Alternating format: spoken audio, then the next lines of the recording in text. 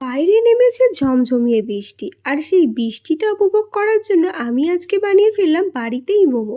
Hello everyone, তোমরা সবাই কেমন আছো? আশা করি সবাই খুব ভালো আছো। আমি খুব ভালো আছি। আমি পূজা, তোমার সাথে শেয়ার করতে চলে আসলাম আবারও একটা রান্নার ভিডিও নিয়ে। তো দেখো, আজকে আমি বানাচ্ছিলাম বাড়িতে মোমো। তো এখানে কেটে রেখেছিলাম আদা, রসুন, পেঁয়াজ, আর কিছুটা আদা রসুন আমি গোটা রেখেছিলাম, সেটা আমি বাটবো বলে। তো এখানে ছিল হচ্ছে বোনলেস চিকেন, যেটা কিন্তু মিক্সির জারের মধ্যে দিয়ে একটা স্মুথ পেস্ট বানিয়ে নিয়েছিলাম। আর এইটা বাটার সময় কিন্তু আমি আদা, কাঁচা লঙ্কা আর হচ্ছে রসুন, সেটাও কিন্তু এর সাথে একটু বেটে নিয়েছিলাম। তারপরে এতে দিয়ে দিলাম হচ্ছে গোলমরিচ গুঁড়ো, নুন, সামান্য একটু হলুদ, একটু ভিনিগার। তোমরা এখানে কিন্তু সয়া সসটা অবশ্যই দেবে, আমার কাছে ছিল না বলে আমি স্কিপ করে গেছিলাম। তারপরে দিয়ে দিলাম কুচনো পেঁয়াজ, কুচনো আদা, রসুন আর একটু লঙ্কা।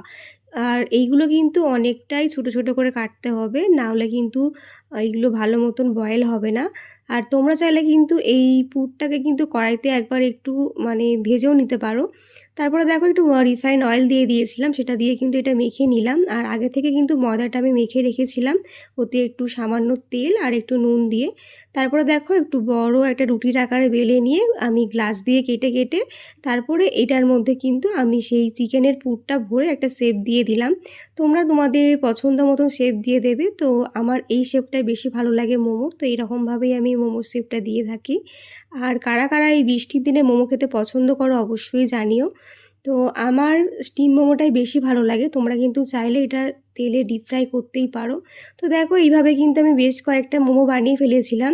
তারপরে কিন্তু গ্যাসে একটা বড় গামলাতে জল ফুটতে দিয়েছিলাম, তার উপর এরকম ফুটো ফুটো একটা ঝাঁঝরি বসিয়ে দিয়েছিলাম থালা। তার মধ্যে কিন্তু একটু রিফাইন অয়েল ব্রাশ করে নিলাম। তারপরেই কিন্তু আমি মোমোগুলো বসিয়ে দিয়েছিলাম, আর তার উপরেও একটু অয়েল ব্রাশ করে দিয়ে মোটামুটি 20 থেকে 25 মিনিট মতন এটা কিন্তু আমি বয়েল করতে দিয়েছি। আর মাঝখানে কিন্তু একবার খুলে এটাকে একটু ওলট পালট করে দিয়েছিলাম, তাতে কিন্তু পুরো দিকটাই ভালো মতন বয়েল হবে। ব্যাস, এইভাবে কিন্তু আমার আজকে চিকেন মোমো রেডি হয়ে গেল।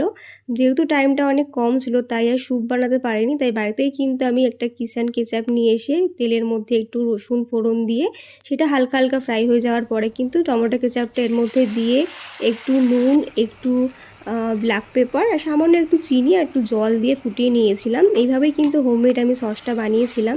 যেহেতু আমার হাতে একদমই টাইম কম ছিল, একদম কম টাইমের মধ্যে আজকে মোমোটা বানিয়েছিলাম, তাও আবার আমার শ্বশুরমশাইয়ের আবদারে।